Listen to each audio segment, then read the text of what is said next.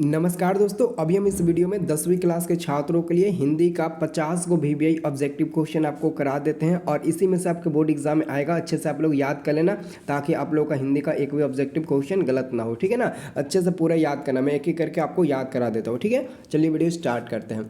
दोस्तों आपका पहला नंबर क्वेश्चन देखिए क्या कहता है। पहला नंबर क्वेश्चन दोस्तों कहता है, बुढ़ापे में इंसान बिल्कुल बच्चा बन जाता है, इस वाक्य में बुढ़ापे कौन सी संज्ञा है। दोस्तों संज्ञा आपको पढ़ाए थे, संज्ञा 5 प्रकार के होते हैं, उसमें से आपका बुढ़ापे में ना भाववाचक संज्ञा होता है। बुढ़ापे में क्या होता है दोस्तों, भाववाचक संज्ञा होता है। तो आपका आंसर मिल जाएगा, आपका पहला का सी नंबर मिल जाएगा। दोस्तों दूसरा नंबर आपसे क्वेश्चन पूछा गया है कि विशेषण के मुख्यतः कितने भेद होते हैं। दोस्तों विशेषण के ना मुख्य रूप से ना कितने भेद होते हैं, 4 को भेद होते हैं, 4 को भेद होते हैं, और जबकि सर्वनाम के 6 गो होते हैं। दोस्तों व्हाट्सएप ग्रुप हमारा ज्वाइन कर लीजिए, बिल्कुल फ्री व्हाट्सएप ग्रुप है। उस व्हाट्सएप ग्रुप में हम डेली शाम को ना टेस्ट 9 बजे लेते हैं, डेली शाम को लेते हैं, कभी दोपहर में भी होता है। तो ग्रुप हमारा जरूर ज्वाइन करना टेस्ट देने के लिए, बहुत इंपॉर्टेंट ग्रुप है। ऑलरेडी ग्रुप में ऑप्शन मिल चुका है टेस्ट देने का, तो आप आराम से ग्रुप की मदद से आप टेस्ट देंगे और अपना रिजल्ट भी देखेंगे। तो सब लोग ग्रुप जरूर ज्वाइन करो, लिंक डिस्क्रिप्शन में मिल जाएगा। अगर नहीं मिलेगा ना तो मेरा ये नंबर नोट कर लीजिए 9244, इस नंबर को सेव करके और हमारे व्हाट्सएप पर लिखना हाय, और हाय लिखकर एसएमएस करना। मैं इधर से आपको लिंक भेज दूंगा और आप हमारा व्हाट्सएप ग्रुप ज्वाइन कर लेना, नहीं तो आपको लिंक डिस्क्रिप्शन में तो ऑलरेडी हम दिए हुए हैं। अब देखिए अगला क्वेश्चन है दोस्तों, आपने क्या खाया, इस वाक्य में क्या कौन सा सर्वनाम है। दोस्तों क्या क्या का मतलब होता है कि आप किसी से प्रश्न पूछ रहे हैं, मतलब कि जैसे हम आपसे पूछेंगे क्या आप पढ़ाई करते हो, मतलब कि आपसे हमने प्रश्न पूछा तो समझ जाना ये प्रश्नवाचक हो गया, प्रश्नवाचक हो गया। जहाँ भी क्या दिखे ना तो समझ जाना वो प्रश्नवाचक आपका हो जाएगा। अगला दोस्तों हमारा क्वेश्चन तीसरा नंबर हो गया ना। अब देखिए इधर चौथा नंबर क्वेश्चन, सब इंपॉर्टेंट क्वेश्चन है, आपको एक एक क्वेश्चन को याद रखना।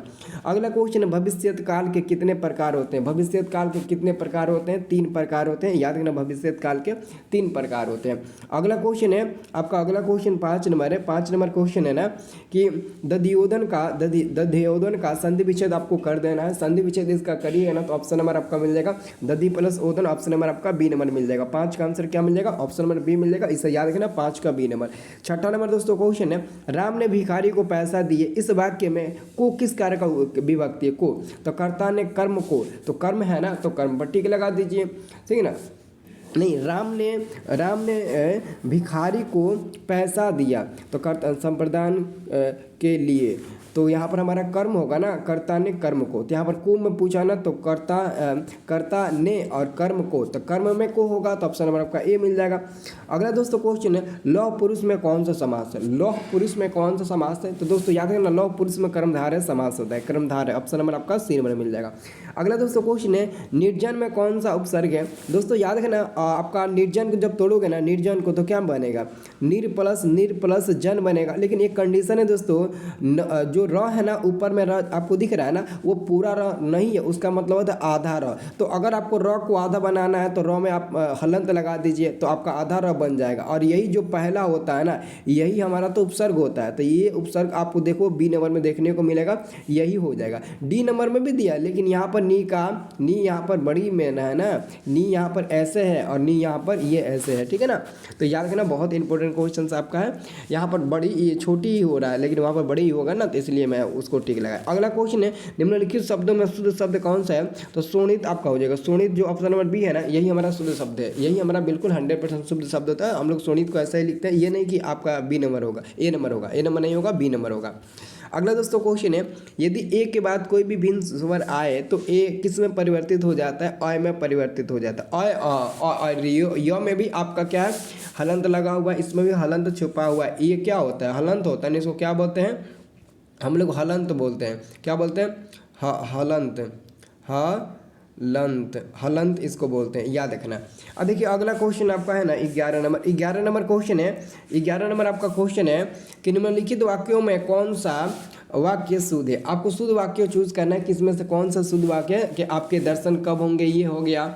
तो आपका मतलब ना एक तरफ से देखो ना तो आपका शुद्ध वाक्य ऑप्शन नंबर ए ही हो जाएगा, आपके ए ही हो जाएगा। मतलब कि एकदम मतलब कि स्वभाव से कहा गया है, शांत स्वभाव से कि आपके दर्शन कब होंगे, तो ये हमारा हो जाएगा। बाकी देखो मैंने यह काम करा है, ये अच्छा शब्द नहीं है और नहीं ये वाक्य हमारा सही लग रहा है।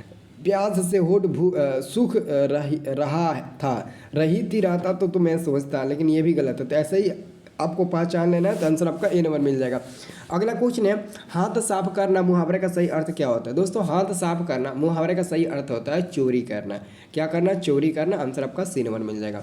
अगला क्वेश्चन है, निम्नलिखित शब्दों में कौन सा शब्द शुद्ध शब्द है? तो शुद्ध शब्द आपको बता देना है, तो 13 का आपका सही उत्तर मिल जाएगा हितैषी। ऑप्शन नंबर आपका मिल जाएगा बी नंबर हितैषी, इसे याद रखना। Option number B is the right answer. आपका बी नंबर बिल्कुल सही जवाब हो जाएगा, बी नंबर, इसे याद रखना। अगला दोस्तों क्वेश्चन आपका है 14 नंबर। ये क्वेश्चन अंतिम में कौन सा प्रत्यय है? अंतिम में कौन सा प्रत्यय है? दोस्तों यहाँ पर 14 का सही उत्तर मिलेगा इम हो जाएगा। अंतिम में इम प्रत्यय है, याद रखना। प्रत्यय लास्ट वाला होता है, आप पढ़िए तो अंतिम में लास्ट में इम आ रहा है ना, तो वही हमारा हो जाएगा सी नंबर। अब देखिए अगला क्वेश्चन, अष्टाध्यायी में कौन सा समास है? अष्टाध्यायी में आपको समास बता देना है। तो अष्टाध्यायी में द्विगु समास होता है, क्योंकि अष्टा का मतलब होता है 8 और जिसमें संख्या का बोध होता है वो हमारा द्विगु समास होता है। अगला क्वेश्चन है, भारत में बेरोजगारी का एक प्रमुख व प्रत्यक्ष कारण क्या है? तो दोस्तों जाति प्रथा आंसर मिल जाएगा आपका 16 का सी नंबर मिल जाएगा, जाति प्रथा, इसे याद रखना। अगला दोस्तों क्वेश्चन है, पेड़ पर कमरा किसकी रचना है? दोस्तों पेड़ पर कमरा विनोद कुमार शुक्ल जी की रचना है, और विनोद कुमार शुक्ल मछली पाठ के ना लेखक है, इसका आंसर याद रखना विनोद कुमार शुक्ल जी हो जाएंगे। अब देखिए दोस्तों अगला क्वेश्चन है, ये आपका कितना नंबर हो गया ना, 17 नंबर ना। अब देखिए अगला क्वेश्चन, दोस्तों अगला क्वेश्चन आपका है ना, अगला क्वेश्चन 17 को 18 नंबर है। बी आर नारायण किस कहानी का अनुवादक किया है? बी आर नारायण ने किस कहानी का अनुवादक किया है? तो दोस्तों याद रखना बी आर नारायण कहा है ना, तो हमारा सही आंसर हो जाएगा दही वाली मंगमा, जिसके पाठ के लेखक है श्रीनिवास जी। जिसके पाठ के लेखक कौन है? तो श्रीनिवास जी हैं, दही वाली मंगमा पाठ के। अब देखो अगला क्वेश्चन है, कवित्री अनामिका का जन्म कब हुआ था? दोस्तों कवित्री अनामिका का जन्म 1961 ईस्वी में हुआ था। सन 1961 ईस्वी में कवित्री अनामिका जी का जन्म हुआ था, इसे आप लोग को याद रखना है। अगला दोस्तों क्वेश्चन है, घनानंद की भाषा क्या है? दोस्तों घनानंद की भाषा है ब्रज भाषा। ऑप्शन नंबर आपका मिल जाएगा बी नंबर, ब्रज भाषा हो जाएगा। घनानंद की भाषा क्या है? तो ब्रज भाषा। ऑप्शन नंबर आपका बी नंबर मिल जाएगा।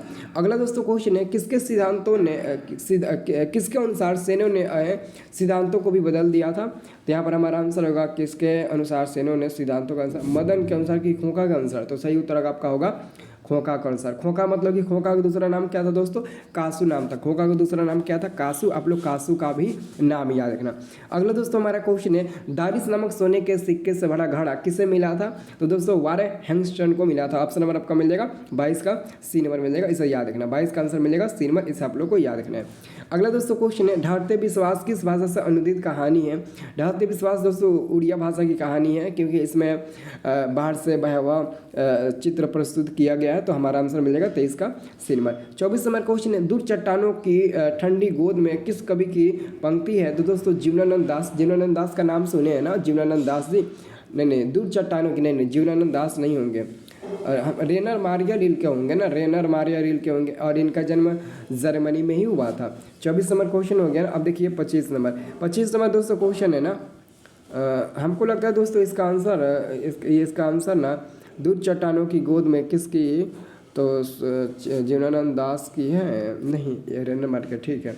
अब देखिए अगला क्वेश्चन, जीवनानंद दास की कविता को प्रबुद्ध आलोचकों द्वारा रविंद्र युग की श्रेष्ठतम प्रेम कविता की संज्ञा दी गई है, तो वनलता सेन हो जाएगा। वनलता सेन आपका आंसर मिल जाएगा 25 का बी नंबर मिल जाएगा, वनलता सेन। याद रखना वनलता सेन, सब लोग याद रखना। अगला दोस्तों क्वेश्चन है, आध्यात्मिक शिक्षा से गांधी जी का क्या अभिप्राय है? तो हृदय की शिक्षा। ऑप्शन नंबर आपका मिल जाएगा डी नंबर, हृदय की शिक्षा। अगला क्वेश्चन है, अभिनयों में 19 दिनों के प्रवास के दौरान लेखक ने कितने गद्य की रचना किया था? तो दोस्तों आपका 27 का आपका सही उत्तर मिल जाएगा, 27 ऑप्शन 27 का आंसर 27 ही मिल जाएगा। अगला क्वेश्चन है, धरती कब तक घूमेगी किस भाषा से अनुदित कहानी है? तो दोस्तों धरती कब तक घूमेगी कन्नड़ नहीं, राजस्थानी होगा ना, क्या होगा? राजस्थानी तो आपका हो जाएगा, हाँ राजस्थानी होगा, क्योंकि गुजराती मास चैप्टर का होगा ना, गुजराती मास चैप्टर का होगा, राजस्थानी हो जाएगा।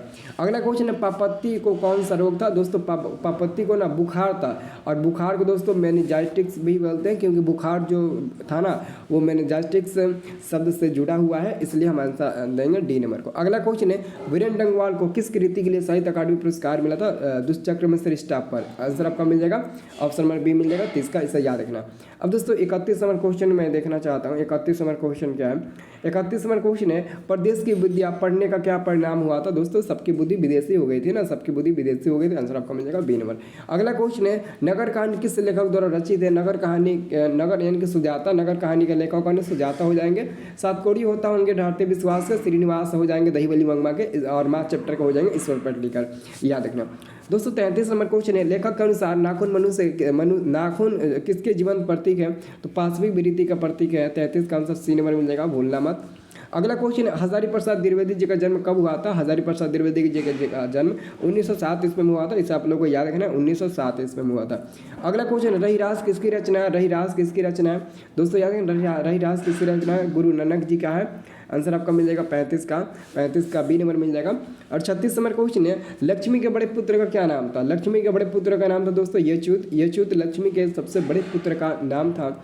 अगला क्वेश्चन दोस्तों आपका 37 नंबर, एक वृक्ष की हत्या में कविता में कवि शहर को किससे बचाने की बात करता है? तो दोस्तों नदीरों से बचाने की बात करता है, नदीरों से बचाने की बात करता है। इसे आप लोग को याद रखना है दोस्तों। अब देखिए अगला क्वेश्चन, अगला हमारा क्वेश्चन 37 हो गया ना। 38 नंबर दोस्तों क्वेश्चन है, गांधी जी का दक्षिण अफ्रीका का प्रवास कब से कब तक था? दोस्तों इसका आंसर होगा 1993 से 1914 तक, यानी महात्मा गांधी जी दक्षिण अफ्रीका का दौरा किए थे 1893 से 1914 तक। याद रखना। अब देखिए अगला क्वेश्चन हमारा है, पंडित बिरजू महाराज को संगीत नाटक अकादमी अवार्ड मिला तब उनकी उम्र क्या थे? तो दोस्तों जब पंडित बिरजू महाराज 27 साल के थे, यानी कि जब उनका उम्र 27 साल हुआ ना, तो उनको संगीत नाटक अकादमी अवार्ड भी मिला था। याद रखना। अगला क्वेश्चन हमारा दोस्तों 40 नंबर हमारा क्वेश्चन है कि कवि ने माली मालिन किसे कहा है? तो कृष्ण राधा को कहा है। किसे कहा है? कृष्ण राधा को, क्योंकि माली कृष्ण को कहा जाता है और मालिनी राधा को कहा जाता है। तो मैंने पूरा 40 क्वेश्चन बताया और ये क्वेश्चन बहुत इंपॉर्टेंट, इसको एकदम रट जाना, पूरा एकदम वीवीआई क्वेश्चन है, इसको एकदम अच्छे से याद आप लोग कर लेना। ठीक है, उम्मीद करते हैं याद तो हो ही गया होगा, नहीं याद होगा दोबारा वीडियो देख लेना, इसलिए मैंने लंबा वीडियो नहीं बनाया ताकि आप लोगों को दिक्कत ना हो। ठीक है।